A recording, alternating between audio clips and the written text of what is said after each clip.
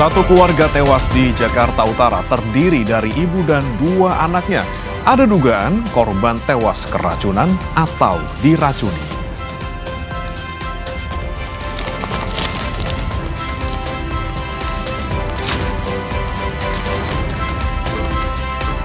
Sungai Batangkuranji meluap dan memutus akses satu-satunya menuju daerah Batu Busuak, Kota Padang, Sumatera Barat. Akibatnya, warga Batu Busuak kini kembali terisolasi.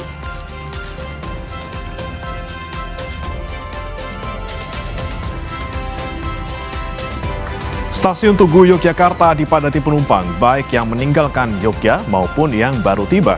Hingga Jumat malam, KAI melayani sekitar 60.000 penumpang di stasiun ini.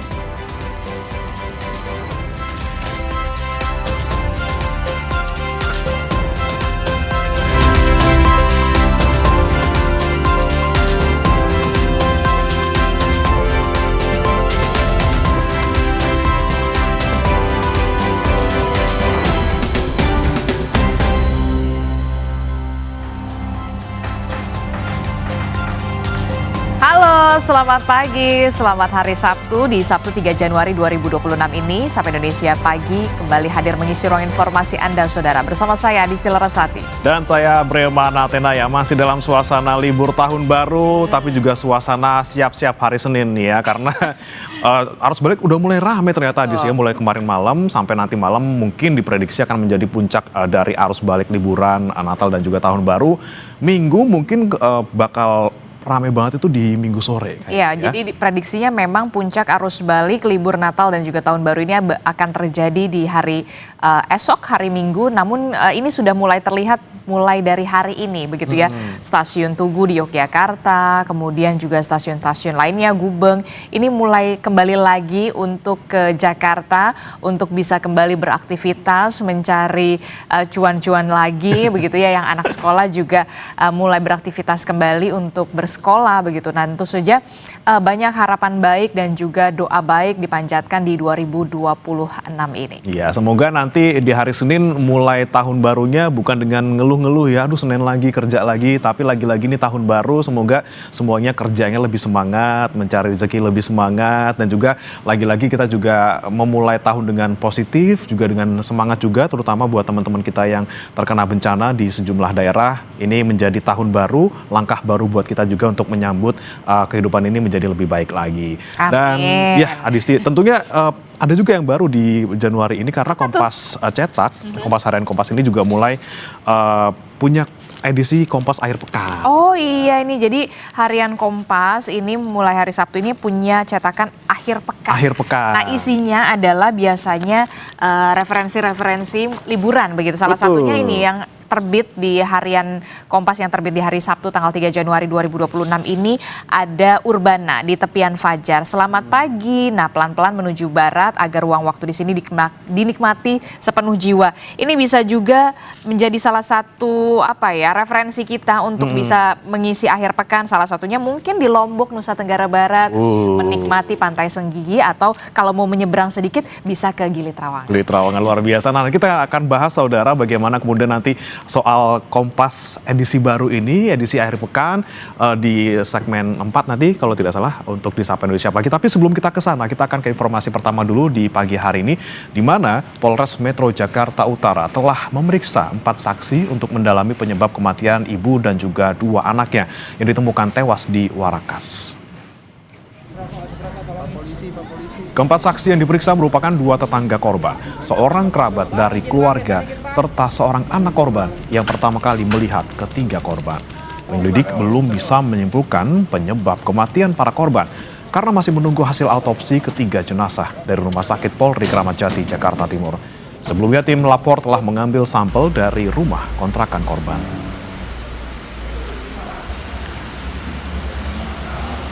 Adapun saksi-saksi ada 4 orang yang berstatus sebagai tetangga daripada korban. Itu saat ini juga sedang kita lakukan pemeriksaan yang kita ambil keterangannya. Barang bukti mana ya? Ya, barang bukti yang tadi saya sampaikan, ada beberapa barang-barang di dalam rumah tersebut seperti botol, kemudian spray dan baju yang sedang dilakukan pemeriksaan, dan ada barang-barang yang lain.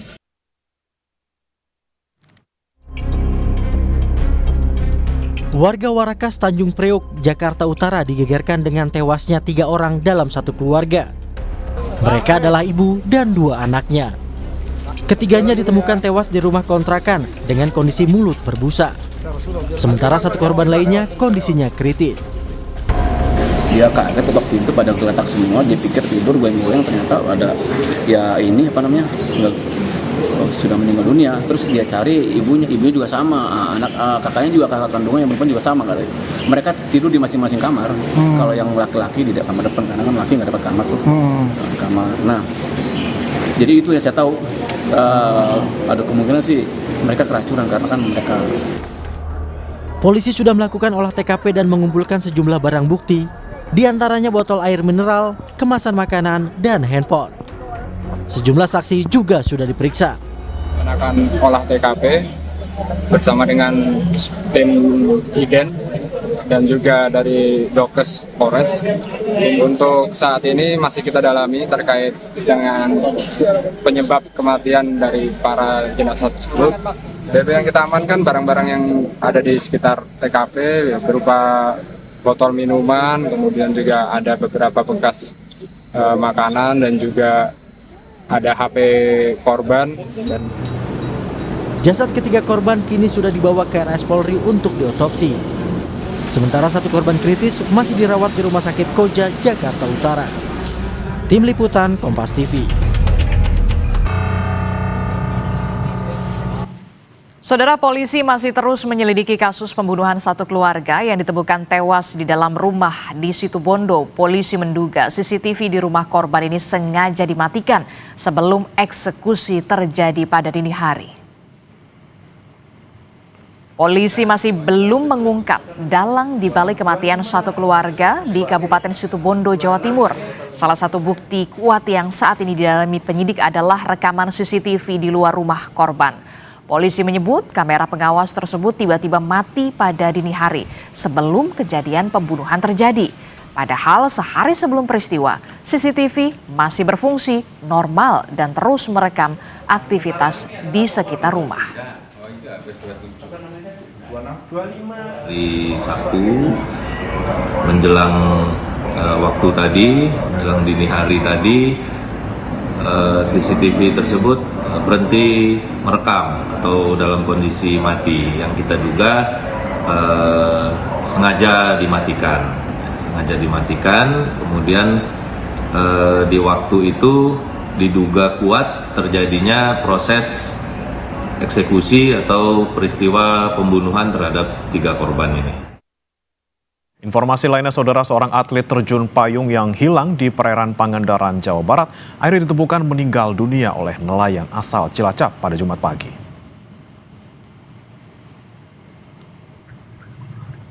Video amatir ini menunjukkan saat nelayan menemukan jasad yang mengapung di perairan Pangandaran pada Jumat pagi. Penemuan tersebut langsung dilaporkan kepada tim SAR gabungan yang sedang melakukan pencarian di hari keempat sejak hilangnya korban. Kemudian jasad korban yang mengenakan pakaian lengkap dievakuasi tim SAR gabungan ke pantai Batu Karas dan dibawa ke RSUD Pandega Pangandaran untuk diidentifikasi. Kapolres Pangandaran AKBP Andri Kurniawan mengatakan korban diduga adalah Widiasih, atlet terjun payung yang mengalami kecelakaan saat latihan terjun payung. Ini adalah hari keempat. Alhamdulillah berdasarkan informasi dari masyarakat juga, para nelayan, bahwa tadi pukul 08.30 ya kita mendapatkan informasi bahwa telah ditemukannya diduga mayat yang meninggal dunia akibat kegiatan terjun payung yang sudah terjadi.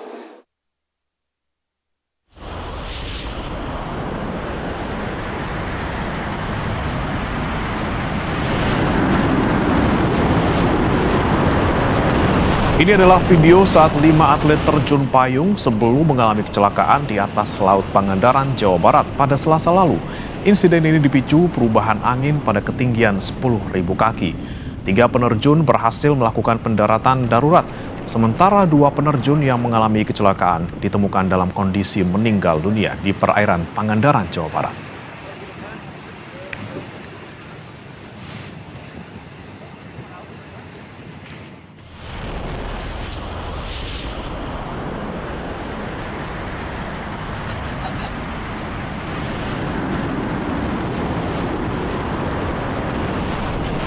Kita beralih ke peristiwa lain, saudara. Sebuah kapal karam akibat menghantam terumbu karang di perairan Maratua, Berau, Kalimantan Timur. Satu keluarga terdiri 15 orang selamat dan berhasil dievakuasi.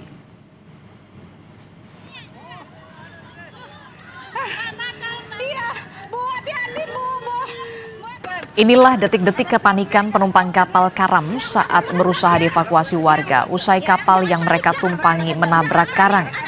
Peristiwa terjadi pada Jumat pagi saat kapal yang berisikan satu keluarga ini berangkat dari kampung Bohesilian menuju Bukuan, tempat wisata di Maratua, Berau. 20 menit berlayar, kapal menabrak karang dan terbalik. 15 korban yang terapung di kapal berhasil dievakuasi selamat oleh nelayan warga sekitar.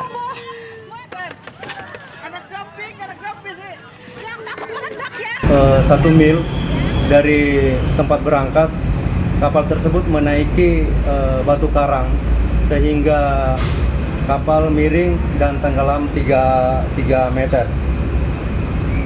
Atas kejadian tersebut mengakibatkan air masuk ke dalam kapal dan penumpang dapat menyelamatkan diri dan menaiki di atas kapal yang masih timbul. Tidak lama dari kejadian tersebut, ke-15 penumpang dapat dievakuasi oleh nelayan yang ada di sekitar tempat kejadian.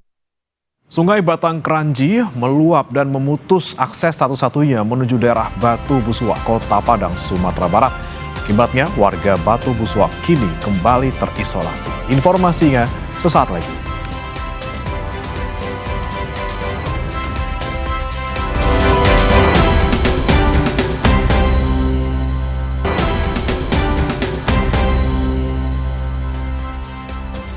Terima kasih Anda masih bersama kami dalam Sapa Indonesia Pagi. Saudara, Sungai Batang Kranji meluap dan memutus akses satu-satunya menuju daerah Batu Busuak, Kota Padang, Sumatera Barat. Akibatnya warga Batu Busuak kini kembali terisolasi. Derasnya arus sungai mengikis tebing jalan ke daerah Batu Busuak yang menyebabkan terputusnya akses jalan satu-satunya ke daerah ini. Titik akses jalan yang ambles pada jarak 1 km dari perkampungan yang terdampak. Akibatnya warga terdampak bencana yang masih bergantung kepada bantuan. Bantuan yang datang hanya bisa diturunkan 1 km atau sebelum titik putusnya jalan. Hingga Jumat sore belum ada kegiatan perbaikan karena debit air Batang Kranji masih tinggi akibat hujan deras yang mengguyur Kota Padang.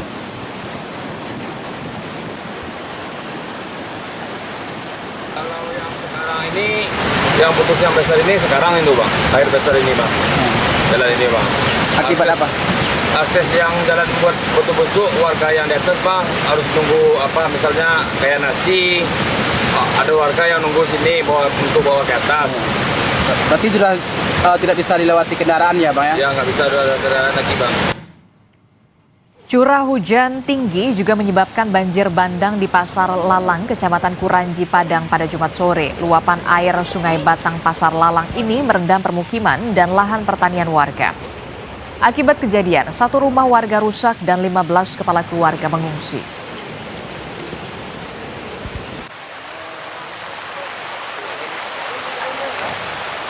Kita yang terdampak sebanyak 15 kakak. Sesuai kesepakatan kami bersama camat dan lurah, jadi masyarakat yang terdampak kita fungsikan sementara waktu ke masjid. Pak, ini untuk air ini sendiri naiknya sejak kapan nih? Naik baru siang ini baru naik. Jadi langsung kita turun ke lokasi untuk membantu masyarakat kita. Curah hujan yang tinggi juga memicu banjir di Nagari Kotokaciak, Kabupaten Agam, Sumatera Barat. 17 warga terjebak di dalam rumah dan harus dievakuasi.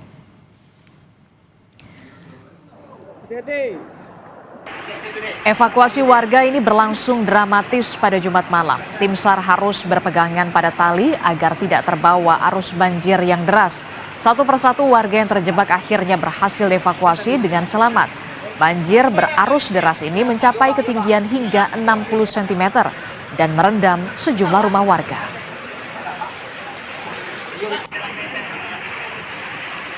Dapat kami laporkan karena tingginya curah hujan di beberapa kabupaten kota di Sumatera Barat, khususnya di Kabupaten Agam, di Jorong Sungai Asam, Nagari Koto Kacik, Kecamatan Tanjung Raya. Alhamdulillah 17 orang warga berhasil dievakuasi ke lokasi yang lebih aman. Korban banjir bandang di Nagari Maninjau, Kabupaten Agam, Provinsi Sumatera Barat mengeluhkan kurangnya pasokan air bersih. Pengungsi dan musola SMA Negeri 1 Tanjung Raya ini masih menanti pasokan air bersih, saudara. Ada lebih kurang 14 jiwa yang mengungsi di sini.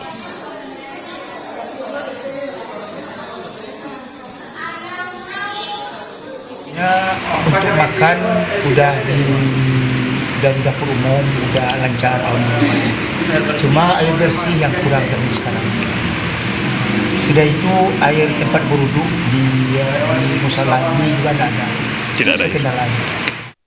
Satu unit mobil dinas camat di Kabupaten Gayo Luwes hanyut terseret derasnya arus sungai pada Kamis kemarin.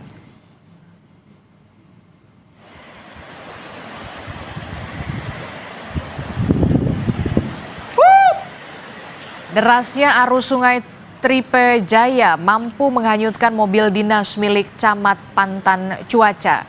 Menurut keterangan Kepala BPBD Gayo Luwes, saat kejadian mobil tersebut dalam keadaan kosong tanpa penumpang. Mobil sudah terjebak di atas jembatan sejak banjir besar pada 26 November 2025 yang lalu saat Camat meninjau lokasi banjir. Kondisi arus yang terlalu deras dan akses yang terbatas membuat proses pemindahan tidak dapat dilakukan. Hingga akhirnya kendaraan tersebut hanyut terbawa banjir.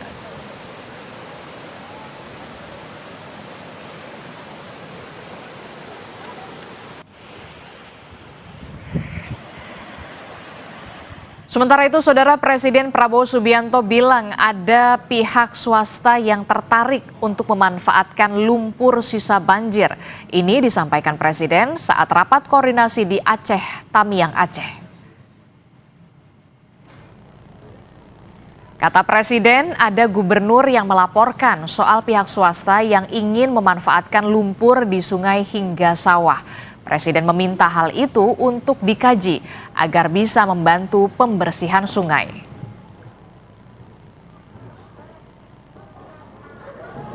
Dan juga gubernur melaporkan ke saya, ada pihak-pihak swasta yang tertarik, dia bisa manfaatkan lumpurnya di mana-mana. Jadi tidak hanya di sungai, tapi yang di sawah dan sebagainya. Silakan, ini sekiranya bagus sekali. Ya, jadi tolong ini didalami dan kita laksanakan. Ya. Jadi pendangkalan kuala-kuala, pembersihan kuala-kuala, membuka itu saya kira bagus sekali. Jadi akses sungai-sungai bisa bermanfaat bagi kita. Sekaligus kita menghadapi kemungkinan cuaca yang ekstrim, ya kita sudah siap. Ya, saya sangat setuju dengan gagasan itu, tinggal nanti dirumuskan bagaimana kita laksanakannya. Kita beralih ke informasi lain, Saudara. Di Kulon Progo, Yogyakarta, tebing setinggi 20 meter di Pedukuhan Teganing satu longsor dan menerjang tembok rumah milik warga hingga jebol. Tebing longsor pasca hujan deras yang terjadi sejak Kamis sore kemarin. Tidak ada korban jiwa dalam peristiwa ini, namun rumah seorang warga rusak parah diterjang material longsor. Pemilik rumah memilih mengungsi saat hujan deras turun karena kondisi tebing di samping rumahnya yang masih labil. Selain menerjang rumah, longsor juga menutup akses jalan warga Pedukuhan Teganing 1 dan menyebabkan 2 kepala keluarga terisolasi.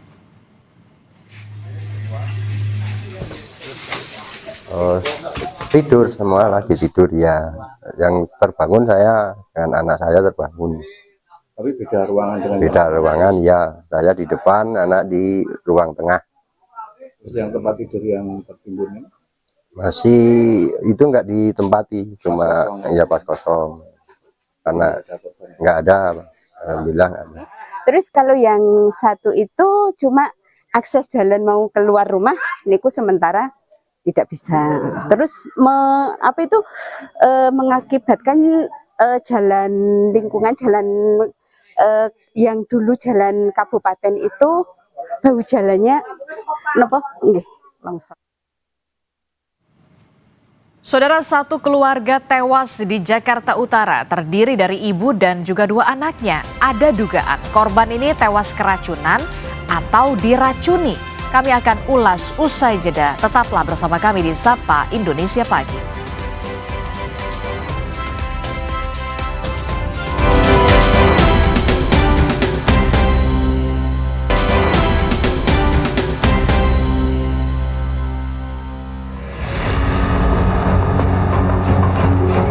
Warga Warakas Tanjung Priok, Jakarta Utara digegerkan dengan tewasnya 3 orang dalam satu keluarga. Mereka adalah ibu dan 2 anaknya. Ketiganya ditemukan tewas di sebuah rumah kontrakan. Sementara itu, satu korban lain kondisinya kritis. Kaget ketok pintu pada geletak semua, dia pikir tidur goyang-goyang, ternyata ada sudah meninggal dunia. Terus dia cari ibunya juga sama, kakaknya juga, kakak kandungnya yang perempuan juga sama kali. Mereka tidur di masing-masing kamar. Kalau yang laki-laki di kamar depan, karena kan laki nggak dapat kamar tuh. Kamar. Nah, jadi itu yang saya tahu. Ada kemungkinan sih mereka keracunan. Kasat Reskrim Polres Jakarta Utara, Kompol Onkoseno Grandiarso Sukahar bilang, saat ini olah TKP di lokasi sudah dinyatakan selesai. Polisi membawa sejumlah barang dari rumah korban yang dinilai berkaitan dengan meninggalnya korban, termasuk makanan dan minuman. Polisi juga meminta keterangan dari tetangga rumah korban. Saat ini untuk di lokasi sudah sementara dinyatakan selesai. Kemudian dari barang-barang yang diamankan, selanjutnya dilakukan penelitian oleh lapor. Barang-barang yang diambil adalah barang-barang sehari-hari yang biasa digunakan oleh para korban, yang kami nilai dimungkinkan ada kaitannya atau dapat membantu kami dalam pembuktian nantinya. Tentunya seperti makanan dan minuman yang ada kita bawa. Untuk sampai saat ini ada beberapa tetangga yang sedang kita lakukan pemeriksaan. Nanti hasilnya akan kami sampaikan berikutnya. Jasad ketiga korban kini sudah dibawa ke Rumah Sakit Polri Kramat Jati untuk diotopsi. Sementara satu korban kritis masih dirawat di Rumah Sakit Koja, Jakarta Utara. Tim Liputan, Kompas TV.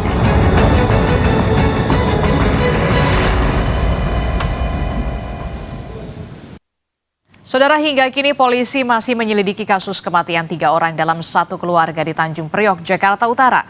Selain membawa sejumlah barang bukti dari lokasi penemuan korban, polisi juga meminta keterangan tetangga rumah korban. Lalu apa dugaan motif serta penyebab kematian korban? Kita akan bahas bersama dengan kriminolog Universitas Indonesia. Telah bergabung bersama kami melalui sambungan daring. Ada Prof. Adrianus Meliala. Selamat pagi, Prof. Selamat pagi Mbak Adisti. Ya, Prof, ini kan masih menjadi misteri ya. Sebelum kita ke motif, tentu kita bertanya dulu ini penyebab kematiannya. Potensi dari kacamata Anda ini diracun atau keracunan? Kalau melihat ciri-ciri kematian korban, ketiga korban ini. Pertama tentu belasungkawa bagi keluarga korban. Yang kedua tentu kita mesti establish dulu bahwa ini nampaknya keracunan. Keracunannya jenis apa? Nampaknya kalau dilihat dari segi ada busa, lalu kemudian tubuh melepuh, ya kemungkinan ini memang kena kimia seperti sianida yang kemudian lalu membuat tampilan tubuh seperti itu. Ya, tapi tentu dari segi kepastiannya itu menunggu pemeriksaan laboratorik dulu.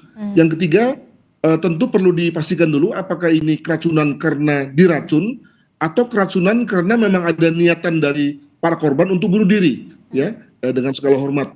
Kalau kita bicara mengenai yang pertama, yakni keracunan karena diracun, maka tentu perlu melihat pada circumstance atau pada situasi umumnya. Apakah keluarga ini memiliki musuh, mungkin memiliki hutang yang tidak bisa dibayar, misalnya utang kontrakan sehingga lalu kemudian ada orang yang ingin membunuhnya, ya, atau mungkin juga pernah membuat satu pencemaran nama baik atau yang lain, sehingga ada musuh yang kemudian dendamnya luar biasa, yang lalu kemudian berujung pada upaya untuk membunuh dengan cara meracun. Itu yang pertama. Yang kedua adalah bunuh diri, dengan kata lain memilih untuk bunuh diri melalui minum racun atau makan sesuatu yang sudah ada racunnya, di mana kemudian hal ini lalu dikonsumsi oleh anak dan ibunya bersama-sama, namun mungkin pada saat anak yang terakhir yang kemudian lalu mengkonsumsi tidak terlalu banyak misalnya, sehingga kemudian tidak mengakibatkan kematian. Sementara yang lain, ibu dan 2 anak lain mungkin karena mengkonsumsi sudah banyak, sudah keburu meninggal duluan, mungkin begitu ya. Nah, kalau kita fokus kepada yang terakhir ini, yakni keracunan karena bunuh diri, ini menurut saya pernah ada presidennya nih, pernah ada kasus-kasus seperti itu, ya, mungkin juga ternyata di kesulitan hidup, keterbatasan ekonomi dan seterusnya, hal mana kemudian membuat sang ibu memutuskan untuk mengakhiri hidupnya, dan karena dia tidak ingin anak-anaknya menderita, maka kemudian dia semacam mengajak anaknya untuk juga bunuh diri bersamanya. Demikian. Oke, jadi memang ada 2 kemungkinan begitu ya. Ini mati karena tewas karena keracunan diracun, atau kemudian keracunan memang karena memang ada potensi mengakhiri hidup. Ini yang kemudian harus didalami 2 kemungkinan ini. Tapi kemudian bagaimana dengan kemungkinan potensi keterlibatan pihak lain di luar dari keluarga? Tentu saja dalam hal ini penyelidikan kelihatannya belum selesai. Olah TKP kelihatannya juga masih dilakukan oleh kepolisian. Dari situ lalu kemudian bisa kelihatan tadi ya, apakah diracun karena dibunuh, atau diracun karena, atau keracunan karena bunuh diri. Tentu dalam hal ini polisi perlu melihat misalnya apakah ada break in ya, apakah ada orang yang mencoba memaksa masuk, demikian juga status rumah, status keuangan, jejak digital dari sang ibu terutama, demikian juga anak-anaknya mungkin juga sudah mulai pakai handphone, hal mana kemudian juga mulai ada kelihatan jejak digitalnya. Itulah yang kemudian membuat kita bisa sampai pada kesimpulan apakah ini keputusan pribadi untuk bunuh diri, atau karena ada orang yang mengancam, atau juga ada keterlibatan pihak ketiga yang mungkin misalnya menyediakan makanan dan minuman yang ada racunnya, atau juga mempersuasi atau mendorong untuk bunuh diri dan seterusnya. Saya kira kita tunggu datanya dari kepolisian. Demikian. Oke, jadi memang kita masih belum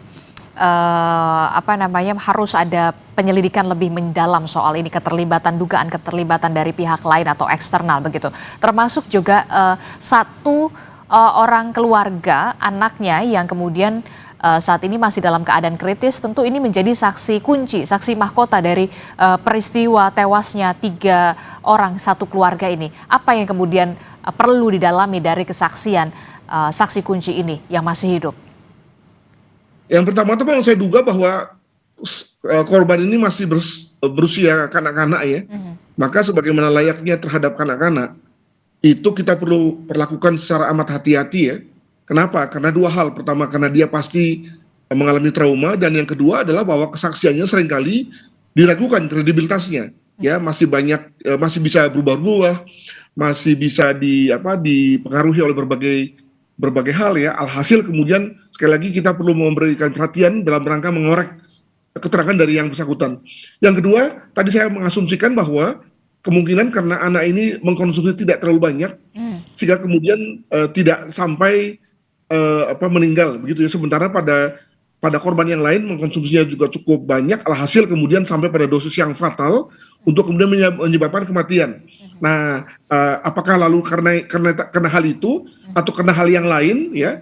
Mungkin juga ada juga kasus kalau nggak salah di Jawa Tengah, memang anak yang paling akhir, yang paling bungsu atau salah satu anak itu dibiarkan hidup ya dalam tanda kutip, agar dia kemudian bisa menjadi semacam penerus atau yang lain lah begitu. Nah, ini juga perlu dicermati oleh kepolisian sekali lagi dengan cara-cara yang hati-hati, mengingat yang bersangkutan masih berusia kanak-kanak. Demikian. Oke, jadi proses pemeriksaan terhadap salah satu saksi kunci harus ekstra hati-hati, terutama karena memang harus ada pendampingan soal trauma psikologis juga, karena memang saksi ini masih di bawah umur, masih anak-anak ya, Prof. Adrianus.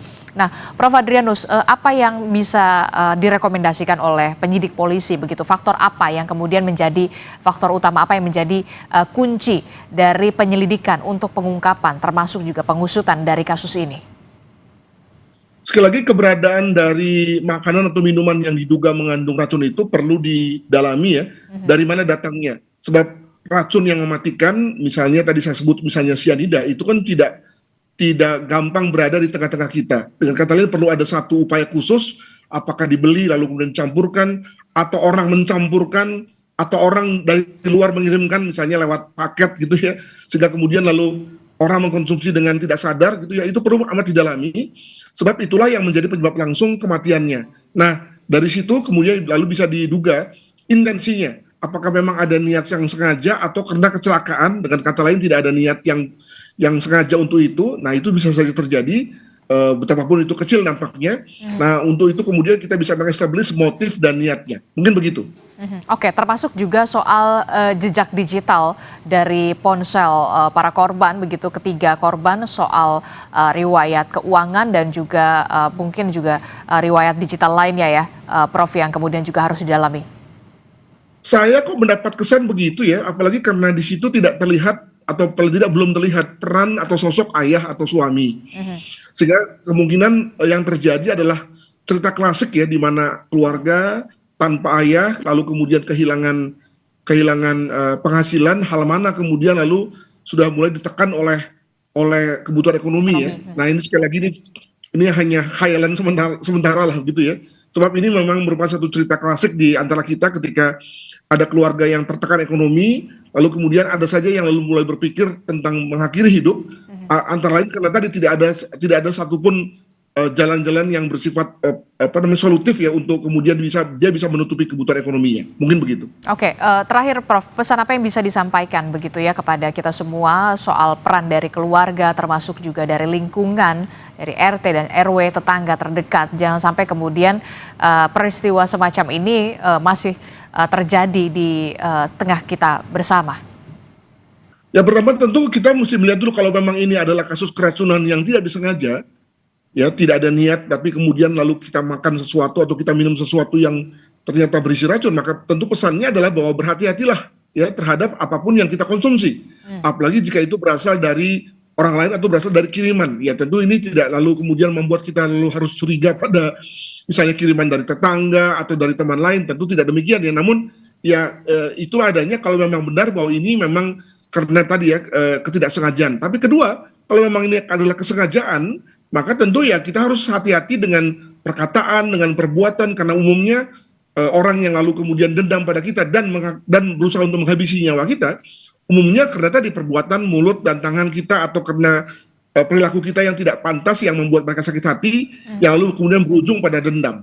Nah, kalau kemudian ini adalah satu tindakan bunuh diri, maka tentu kita mesti berpikir-pikir ya, apakah satu hal itu memang dibenarkan secara agama, secara moral, bagi kita untuk mengakhiri diri kita sendiri, apalagi dengan mengajak anak-anak kita. Sekali lagi ini tergantung pada apa yang sebelumnya terjadi, sampai mana belum bisa kita establish pada titik ini. Demikian.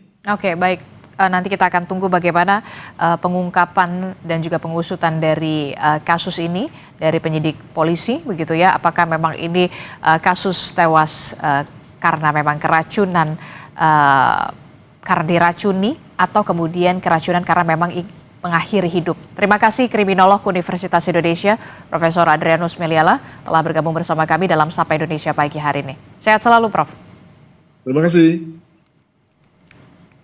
Saudara, informasi penting lainnya masih akan kami hadirkan usai jeda. Jadi tetaplah bersama kami dalam Sapa Indonesia Pagi.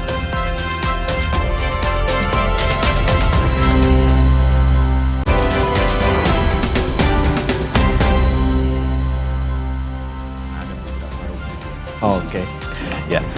Saudara, kembali di Sapa Indonesia Pagi dan hari ini kita akan membahas terkait dengan perubahan pola konsumsi media yang membuat akhir pekan ini menjadi momen penting untuk pembaca bisa menikmati informasi dengan ritme yang lebih santai dan juga reflektif. Nah, menjawab kebutuhan tersebut, Kompas menghadirkan Kompas Akhir Pekan. Ini adalah wajah baru dari harian Kompas yang terbit setiap hari Sabtu dengan sajian konten yang lebih tebal, segar, dan juga kaya. Menggabungkan gaya hidup, sastra, serta pemberitaan reguler dengan analisis mendalam. Nah, seiring dengan perubahan ini, edisi cetak minggu tidak akan lagi beredar dan akan dialihkan ke platform digital melalui e-paper kompas.id.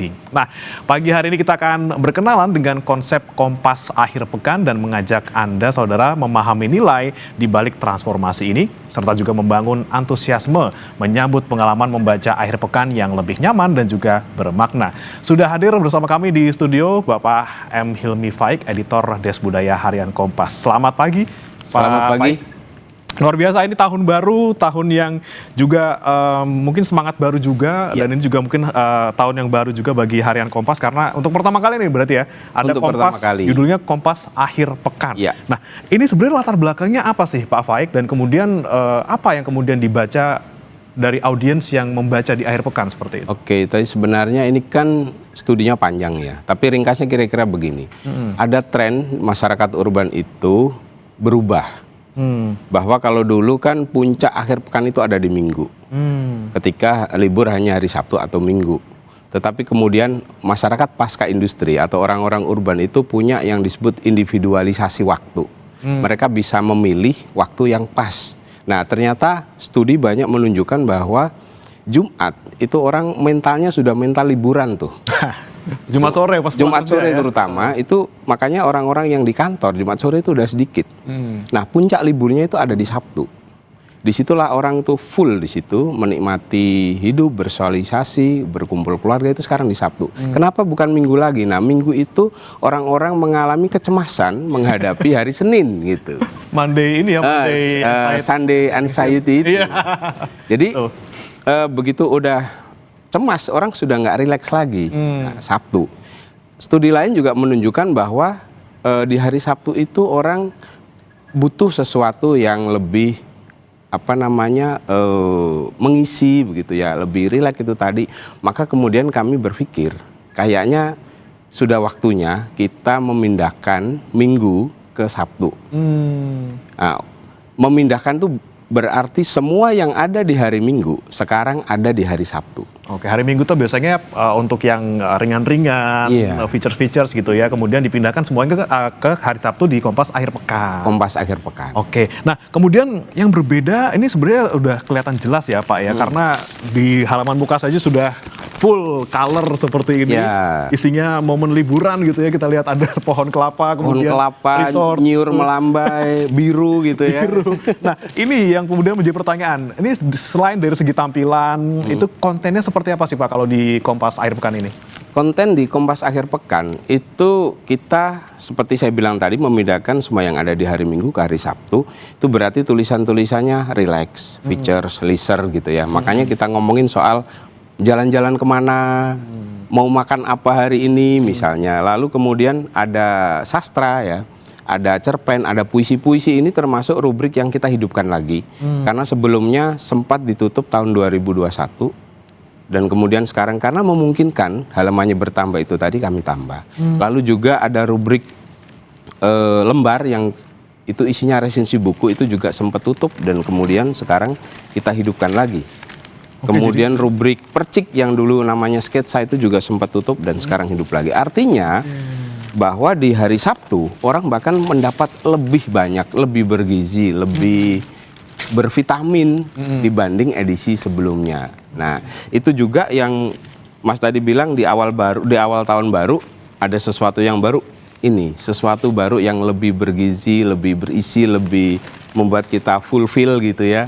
Jadi nggak cuma senang-senang tapi juga fulfill secara pengetahuan, wawasan dan juga insights gitu ya. Jadi tidak hanya soal liburan tapi juga tadi soal puisi, kemudian sastra dan juga ulasan buku gitu ya Pak ya. Ulasan buku. Nah, itu berpijak pada kita Kompas itu punya yang disebut jurnalisme makna.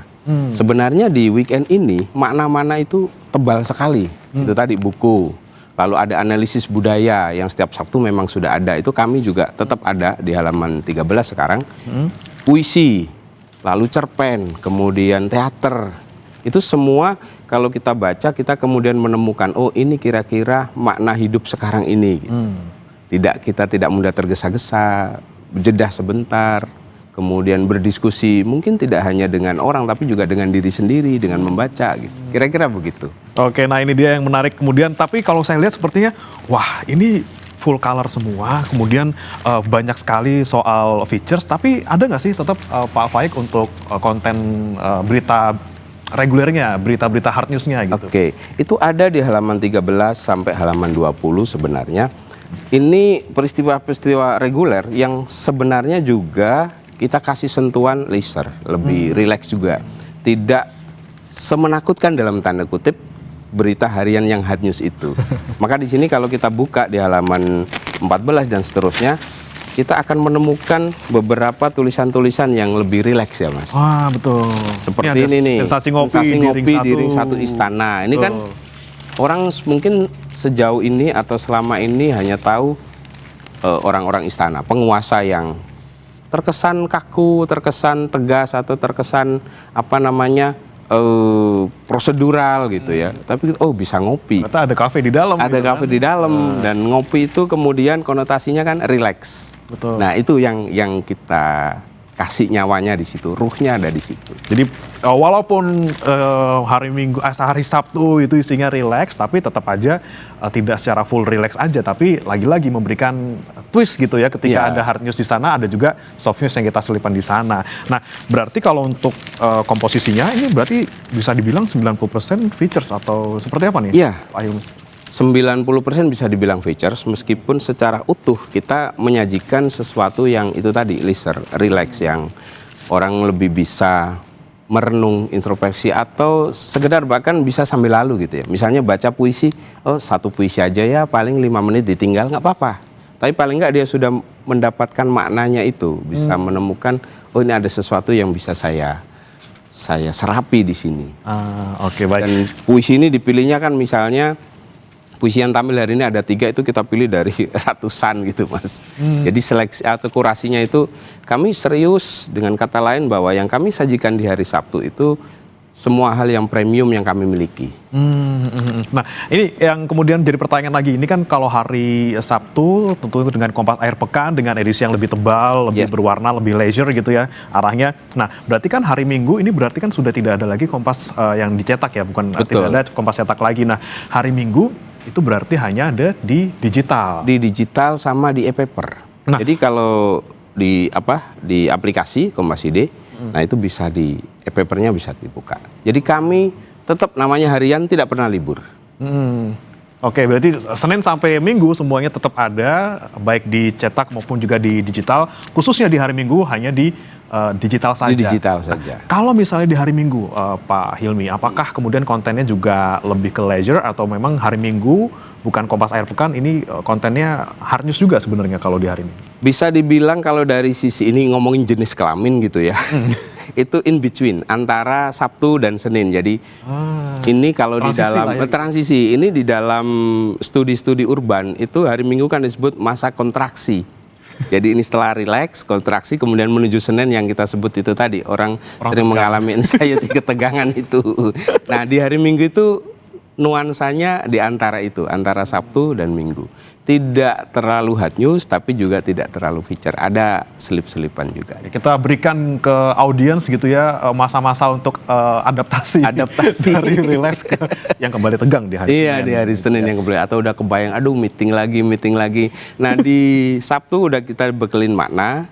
Di Minggu itu kita bekelin kira-kira di meeting nanti mau nyampaikan apa dari sisi logika, dari sisi kemantapan berpikir gitu. Nah, tapi kan ini berarti kan audiens pembaca harian Kompas harus langganan gitu ya di kompas.id. Nah, bagaimana kemudian bisa memastikan pengalaman membaca di digital dan juga di cetak itu tetap sama gitu, Pak Hilmi? Nah, untuk memastikan itu memang kalau orang lama biasanya tetap harus langganan koran ya, fisik. ada semacam nostalgia memegang fisik itu, mulai dari suara kertas yang dibuka, aroma itu punya makna tersendiri. Tetapi bagi generasi muda misalnya yang Gen Z atau di bawahnya Alpha yang mulai baca ya sangat benar langkahnya kalau misalnya menyisikan beberapa untuk langganan itu lebih baik. Karena dengan di situ itu kan bisa dicicil bacanya, tidak harus misalnya tiap hari baca atau tiap saat baca, tapi bisa kapan saja. Dan harapan kami memang dengan kebiasaan yang berubah itu ya, terutama pasca pandemi yang orang bisa kapan saja bekerja, tidak harus di kantor, yang mengalami yang saya sebut individualisasi waktu tadi, bisa milih, yaitu jalannya makin banyak untuk bisa menikmati sajian-sajian kami gitu sih sebenarnya. Itu ya alternatif bagi orang-orang yang mungkin tidak langganan koran tapi pengennya tetap baca setiap saat ya lewat kompas.id gitu. Dan hari Minggu juga tetap bisa langganan, tetap bisa mendapatkan informasi walaupun memang tidak sekeres-keres ini gitu ya, tapi tetap informasinya sama gitu. Ya, sama sampai bahkan bisa lebih kaya karena di situ bisa melihat yang sudah-sudah. Itu berapa edisi Pak kalau untuk misalnya kita langganan kompas.id nih, berapa edisi yang bisa kita lihat ke belakang itu? Atau banyak sekali, bahkan sampai sebulan ke depan tuh masih bisa. Kalau Kompas ID semua bisa, semua yang pernah ada di kompas.id itu bisa dilihat, tinggal dibuka di menunya sebelah kiri, diklik mau nyari apa nanti ada. Oh, jadi nggak harus nimbun kertas di rumah gitu ya? Itu juga lebih lebih ramah lingkungan ya. Ramah lingkungan, betul.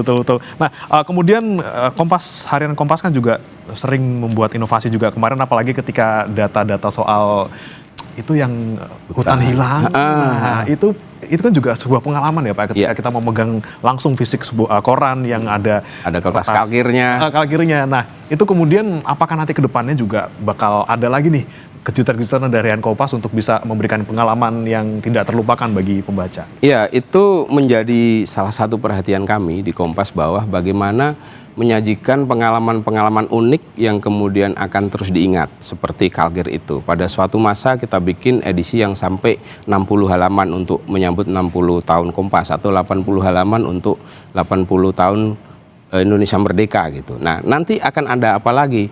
Tentu akan banyak hal. Ini sudah kami rencanakan yang tidak bisa dijelaskan di sini. Sayang sekali tidak ada ini bocoran soal ide ya? Soalnya ide yang harus kita jaga dulu karena mahalnya kan di situ.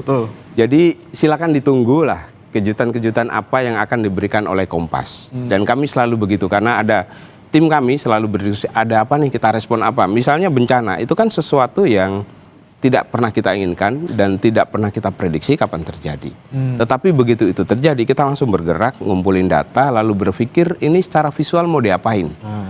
Dan kemudian bisa dikomparasikan tuh. Ini tahun ketika hutan masih bagus, dan ini tahun ketika hutan itu sudah tidak bagus, dan itu ditumpuk sehingga orang secara visual langsung kebayang. Begitu dibuka, ini ulah kita gitu. Kira-kira gitulah. Dan apalagi kemarin saya dengar juga ini omongan di belakang gitu ya Pak, ini idenya muncul kemudian tadi untuk memberikan pengalaman yang berbeda, tapi juga di sisi lain ini juga ada misi lingkungan juga karena katanya banyak sisaan kertas kalkir yang belum dipakai gitu ya. Betul, di harian Kompas. Sebutlah ini upscaling gitu ya, atau reuse gitu. Jadi daripada itu tidak kepake, ya bisa kita manfaatin. Dan ini kan pola-pola pikir yang semakin merasuk ke dalam kita sebagai orang yang prihatin kondisi bumi seperti ini.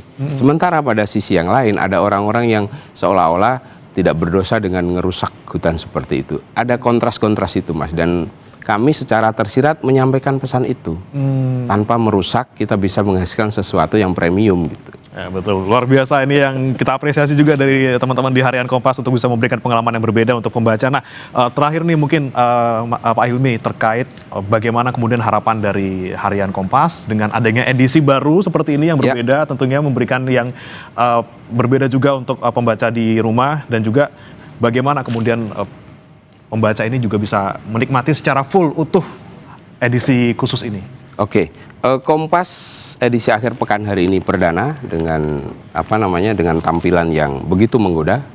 Nah, ini sebenarnya kami berharap pembaca makin happy, makin bahagia, makin menemukan apa yang mereka cari ya di dalam edisi-edisi berikutnya dan edisi hari ini tentu saja.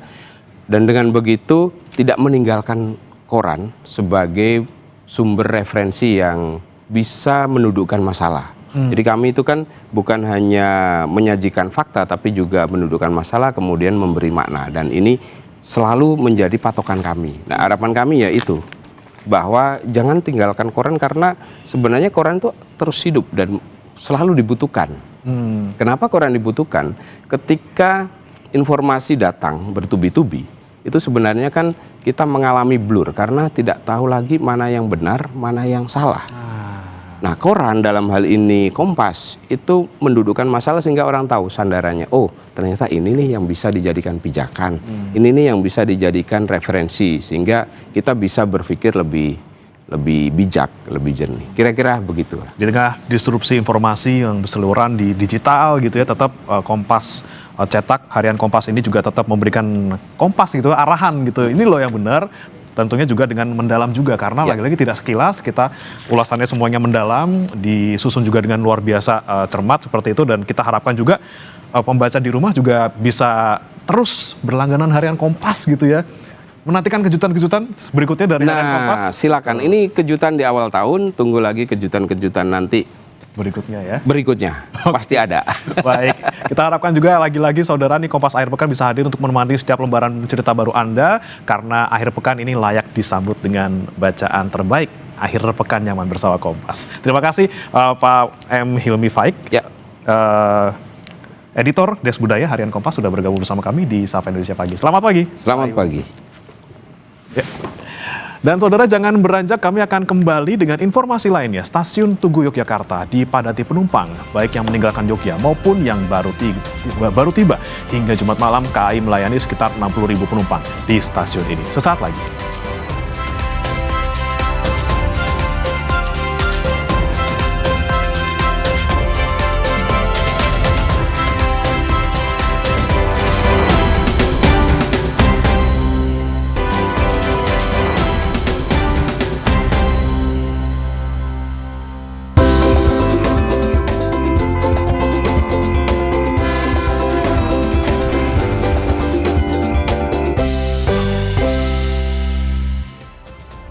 Kita simak informasi seputar arus balik libur Natal dan Tahun Baru. Saudara, peningkatan penumpang terjadi di stasiun Tugu Yogyakarta jelang libur Natal dan Tahun Baru berakhir. Data dari PT KAI Daob 6 Yogyakarta, sepanjang hari Jumat, penumpang yang berangkat dari stasiun Tugu Yogyakarta sebanyak lebih dari 33.000 orang. Sementara untuk penumpang datang di stasiun Tugu Yogyakarta sepanjang hari Jumat, tercatat 28.201 penumpang. Kita akan simak informasi terkini dari stasiun Tugu Yogyakarta bersama jurnalis Kompas TV, Michael Aryawan di sana. Selamat pagi Michael, untuk libur tahun baru ini kan sebentar lagi berakhir ya. Bagaimana dengan arus balik di stasiun Tugu pagi hari ini? Atau justru masih banyak yang berangkat dari sana untuk ke tempat-tempat di luar Yogyakarta? Selamat pagi Bre dan saudara. Peningkatan penumpang kereta api di stasiun Tugu Yogyakarta memang terpantau sejak kemarin dan pada hari ini, dan juga diprediksi akan berlanjut pada esok harinya. Nah, jumlah penumpang yang berangkat pada hari ini dan kemarin memang melebihi dari jumlah penumpang yang datang. Ini memang sudah diprediksi oleh PT KAI Daob 6 Yogyakarta karena bertepatan dengan penghujung masa libur Lebaran usai. Nah, Bre, jika pada kemarin tercatat ada 33.000 penumpang yang berangkat dan kemudian ada 28.000 penumpang yang datang, untuk hari ini memang PT KAI Daob 6 Yogyakarta belum mengeluarkan rilis terbarunya karena memang setiap harinya rilis akan dikeluarkan pada pukul 9 nanti, jadi masih sekitar 1 jam ke depan. Namun dari prediksi kami bahwa hari ini sama dengan hari kemarin, keberangkatan akan mendominasi penumpang yang melewati stasiun Tugu. Nah, hal yang sama juga terjadi di stasiun-stasiun lain seperti di stasiun Lempuyangan dan di stasiun Solo Balapan misalnya. Dan data dari PT KAI Daob 6 Yogyakarta hingga memasuki hari ini 17 hari masa angkutan libur Natal dan Tahun Baru, sudah lebih dari 1 juta penumpang yang melewati wilayah Daup 6 Yogyakarta, termasuk stasiun Tugu tentunya, Bre. Nah, untuk prediksi puncak arus balik ini apakah di hari Sabtu ini atau hari Minggu, dan apa antisipasi dari pihak Daop 6? Ya, untuk prediksi puncak ada 2 perkiraan, yaitu apakah malam nanti ataukah besok pagi. Nah, seperti apa yang akan terjadi nanti, apakah benar malam ini akan terjadi puncaknya atau besok pagi, memang kita masih harus menunggu, Bre, karena pergerakan jumlah penumpang itu masih sangat fluktuatif.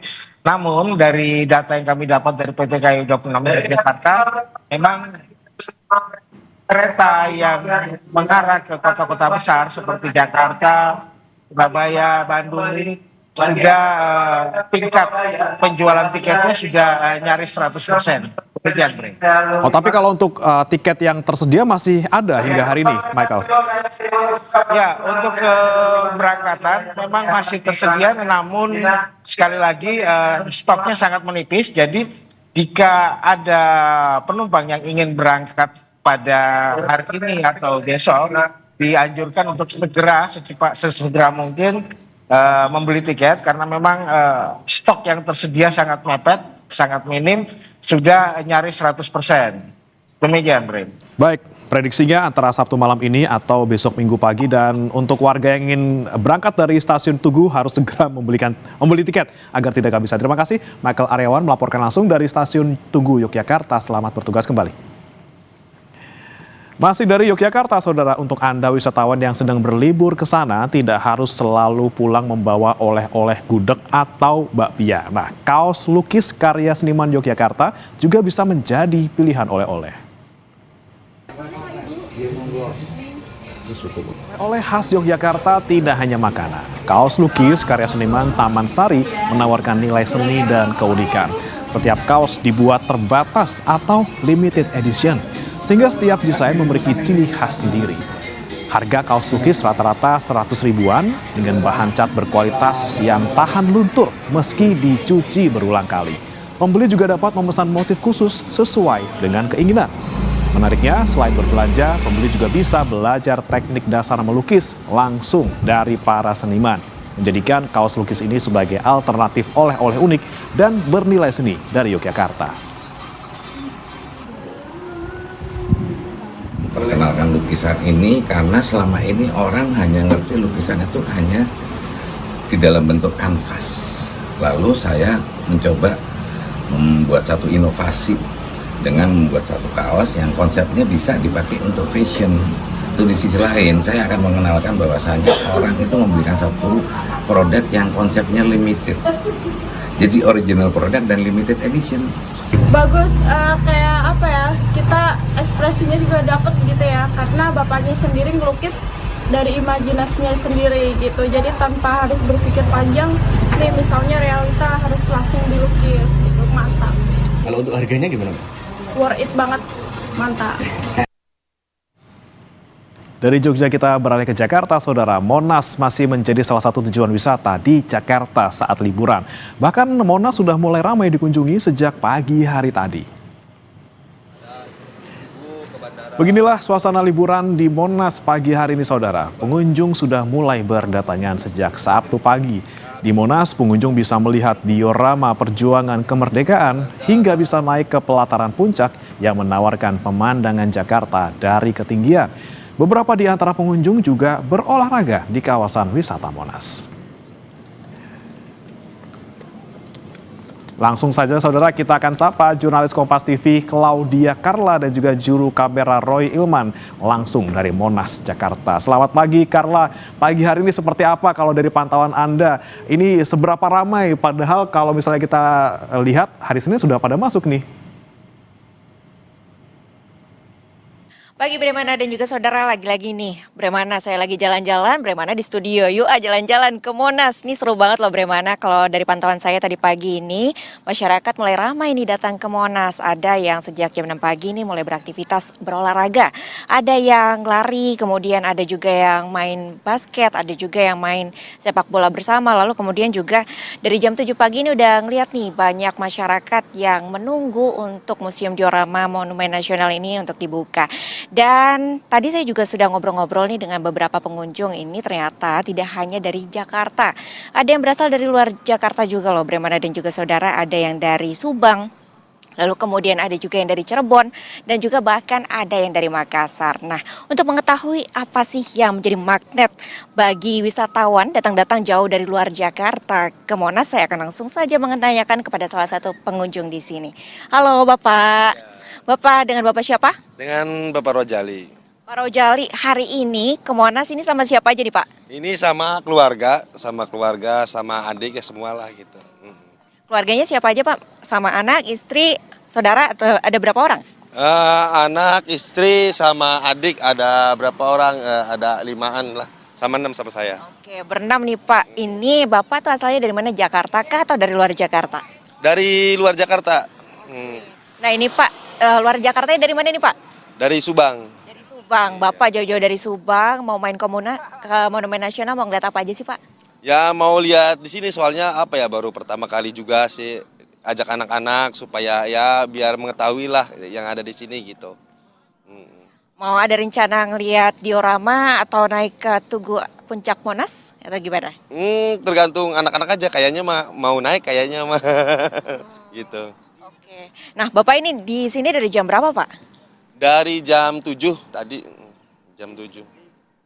Oke, Pak, selain tadi mungkin ini baru pertama kali ya ini ke Monas. Ini gimana nih, Pak, setelah lihat ini kawasan Monas memang belum masuk ke museumnya ini. Sepenglihatan Bapak pertama kali di sini gimana nih pendapatnya? Apa ya, suasananya enak gitu ya, banyak orang gitu. Kayaknya mah apa ya seneng lah gitu lihatnya tuh, pemandangannya juga bagus gitu, bersih gitu, nyaman gitu, enak buat nongkrong, buat olahraga, kayaknya mah ya seneng aja gitu. Keluarga juga pada suka gitu, anak-anak juga pada senyum-senyum lah kayak gitu, enak lah. Oke, Bapak kalau untuk harganya sendiri gimana nih Pak? Masih ramah di kantong? Ya masih ramah, relatif lah, pasti ramah gitu. Setelah ini mau kemana lagi Pak selain ke Monas? Belum ada rencana sih, ntar diskusi lagi sama keluarga gitu. Oke, terima kasih Pak Rojali. Selamat berjalan-jalan bersama dengan keluarga tercinta. Selamat tahun baru Pak.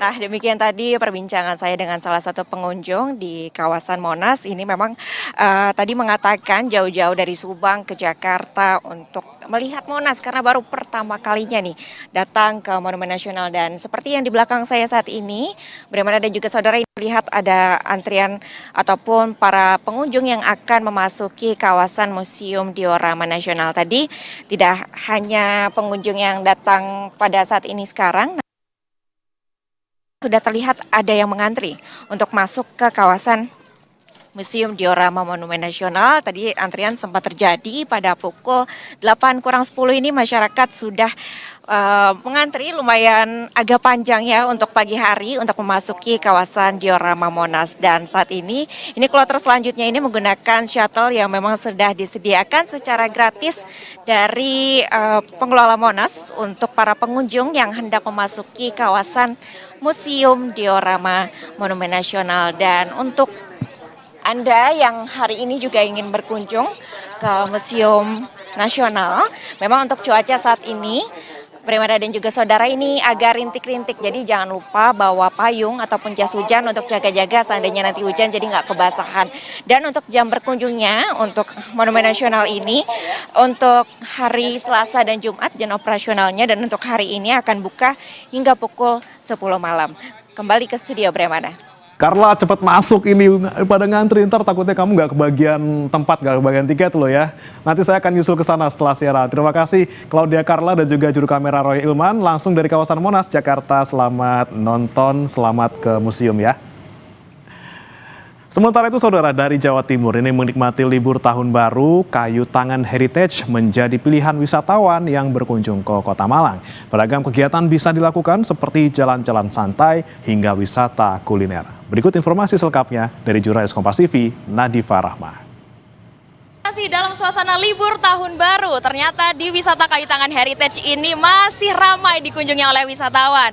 Semakin malam ternyata masih ramai dan semakin ramai karena di sini banyak sekali kegiatan yang bisa dilakukan. Selain nongkrong-nongkrong dan juga jalan-jalan di sekitar koridor sini, ternyata banyak sekali UMKM dan juga kafe-kafe yang bisa Anda kunjungi jika berkunjung ke wisata Kayu Tangan Heritage.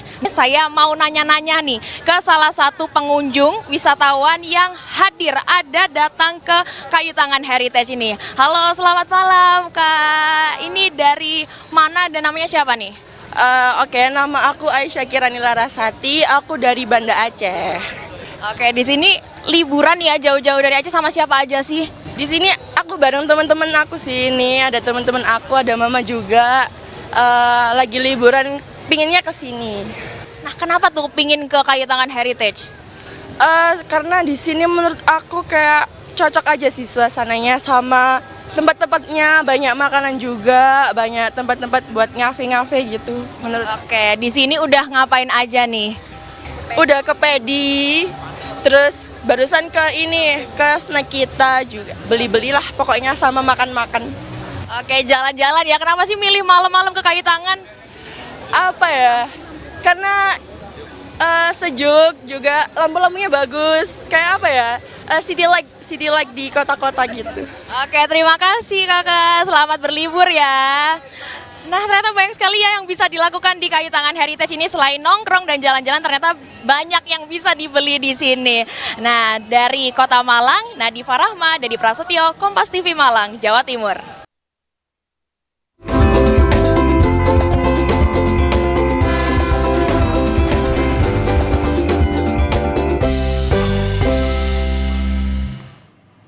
Jangan kemana-mana, saudara, kami masih akan kembali dengan informasi lainnya. Salah satunya soal padel yang sejatinya sekarang bukan olahraga baru, tapi kini tumbuh pesat di 90 negara. Sesaat lagi.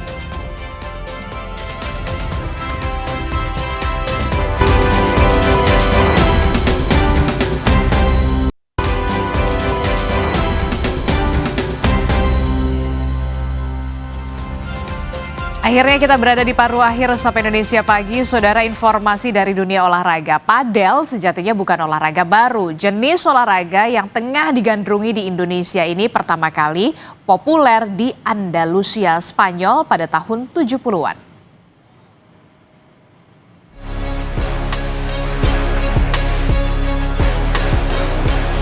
Berdasarkan data global Padel 2025 Playtomic, olahraga ini berkembang pesat di lebih dari 90 negara. Di antaranya Inggris, Portugal, Belanda, Amerika Serikat, dan Indonesia.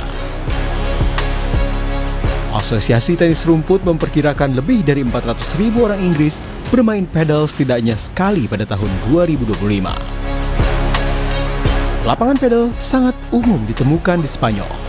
Tak hanya di taman-taman, lapangan padel juga seringkali berada di kompleks perumahan yang baru dibangun.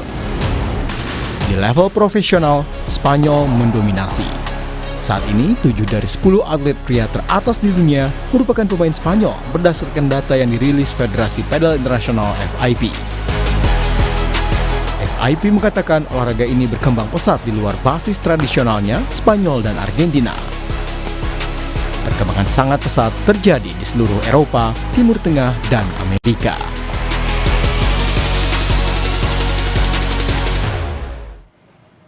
Jadi kapan nih kita padel? Masa kamu ke Curug terus setiap hari Minggu? Padel lah. Enggak, pertanyaannya, kamu padel nggak? Enggak. Ini kita nantikan nanti, siapa tahu ada yang bisa mempengaruhi saya untuk ikut-ikutan padel gitu ya, biar kita sehat, biar kita happy, katanya sih gitu. Nah itu dia, nanti kita biar bisa 2026 ini makin tambah sehat ya. Betul, sehat fisik, sehat mental juga. Dan sehat keuangan. Sehat keuangan. Informasi tadi sekaligus jadi penutup jumpa kita di Sapa Indonesia Pagi hari ini. Terima kasih sudah menyaksikan. Saya Adisti Larasati. Dan saya Brema Natena ya undur diri. Selamat pagi, selamat berakhir pekan. Sampai jumpa.